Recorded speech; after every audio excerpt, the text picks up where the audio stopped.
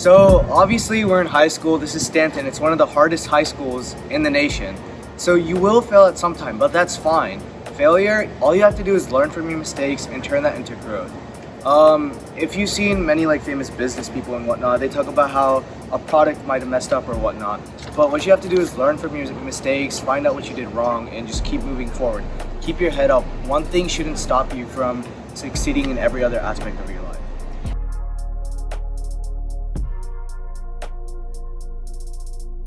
For that one, I would say try and find what works best for you and what works best for your teacher in that class, because you might find something that other people might do well at, or they might study a certain way. But whatever works best for you to get going or to get the grade that you want, find that way, find notes, find different video sources, and just find a way that gets you to what you want to be.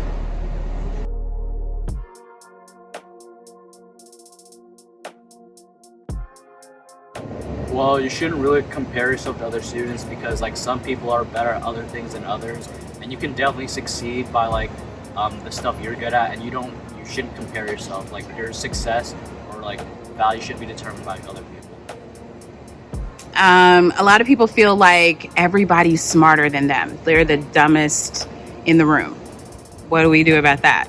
I think that you shouldn't really hold yourself, your self-value in comparison to other people. It should be more there's plenty of different clubs and activities at Stanton and plenty of different ways to succeed at Stanton that is going to be true to yourself rather than comparing yourself to other people. So even those that are lower on the, scale of or rank of students get into college?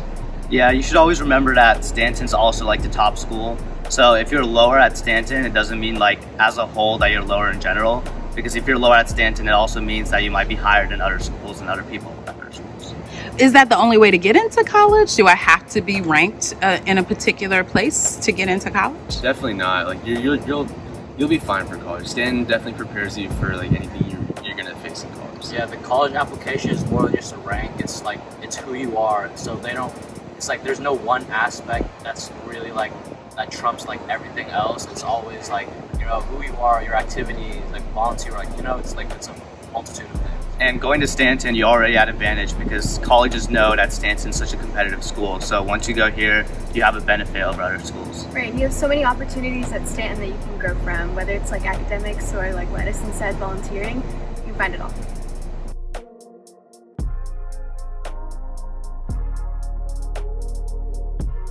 No, you don't have to be an IB to succeed. It's more work, but you can still get into really top and competitive colleges. If you're not an IB, it's more of a personal choice. Do I want to challenge myself? Do I think it's too boring or something like that? How do I challenge myself more? That's what IB is, but you don't that's not a necessity. Yeah, and it also depends on your definition of success, because for some people, AP is the success route. It's what works best for them and what's going to get them to the college that they want to be at. For me personally, I decided to go IB because that's what I wanted to pursue. I wanted the rigor, I wanted the extra writing because I thought it would prepare me more. But AP, it's also rigorous. It's nothing to frown upon. So definitely choose what works best for you. Will I have time for fun?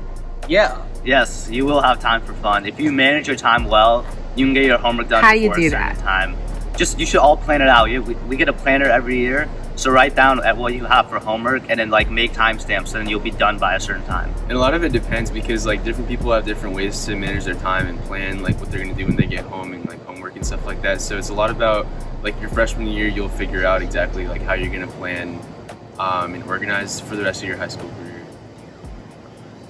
Do I have to invent a personality to make friends here? No, you don't. We have such a diversity of groups. If you're just yourself, be yourself, you'll find a group that fits you and you'll have friends. In that Right, group. and there's so many other clubs at Stanton that you can join that are so diverse, and it's really easy to make friends from there.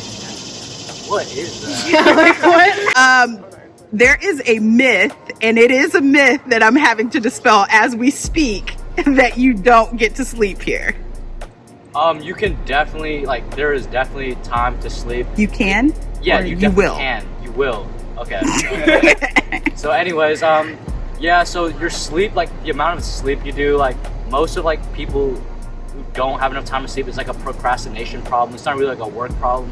So as long as you figure out like your work schedule and how to like you manage your time well, like you should be able to sleep like 8 hours. Maybe not 8 hours, but close.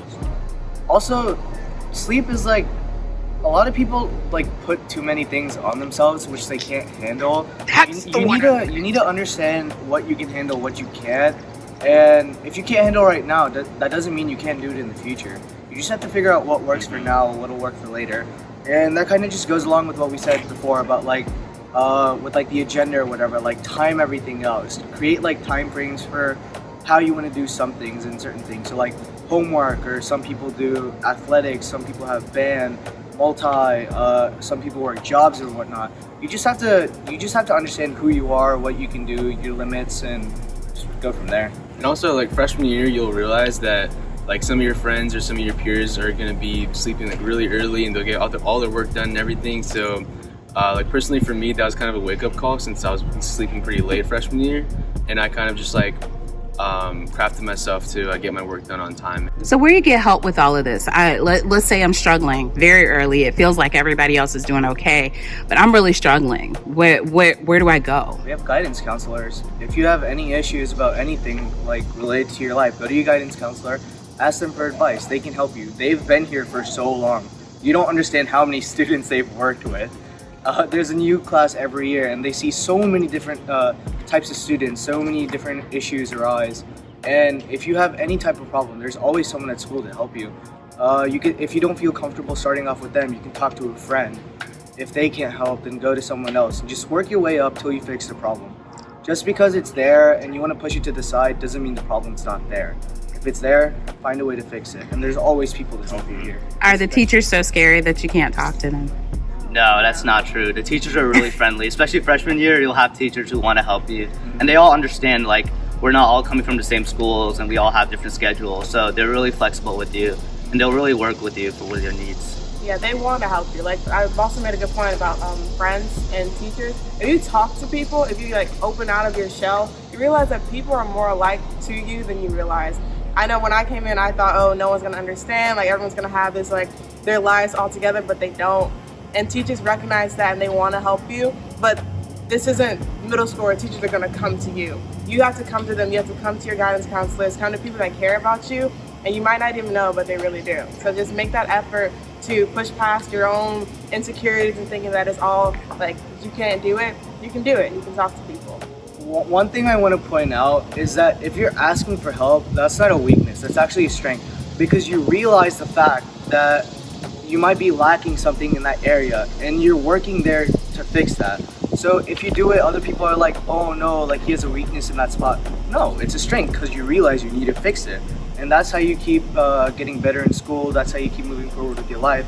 And that's not like a Stanton thing. That's just a life skill in general. And also I want to point out that going to tutoring shouldn't be embarrassing. I know that like freshman year I was a little embarrassed to go ask my teacher for extra tutoring, but it always helped me. It always helped me study for the test. It always helped me do well in the class. So I would really encourage tutoring, and you can start that habit in freshman year as well. Yeah, if you go to tutoring, teachers will like you even more because it shows your initiative and how you actually want to learn. You'll come for extra help when you need it. So I always recommend going to tutoring. Right, and just remember that like everyone in your class is probably going through some similar things as you, so don't be afraid to speak up and talk about it with other people. So I hear you saying to seek out the adults. What if I just really don't feel comfortable talking to an adult?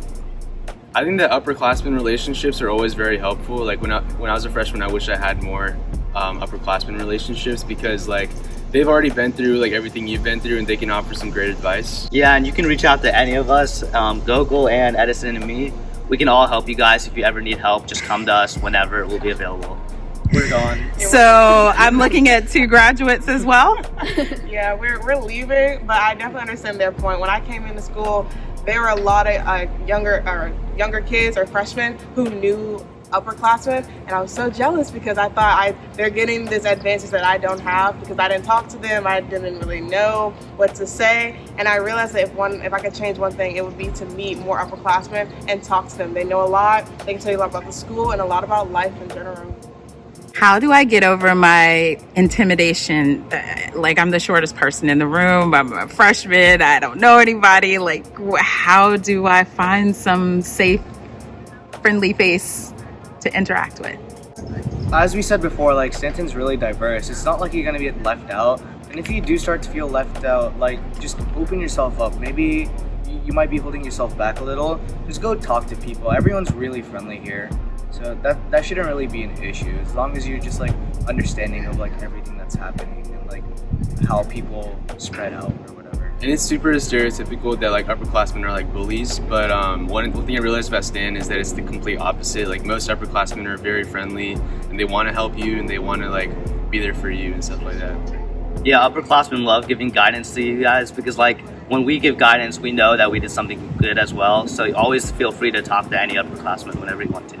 It's like little siblings. Mm-hmm. That's cool. Yep. Yeah.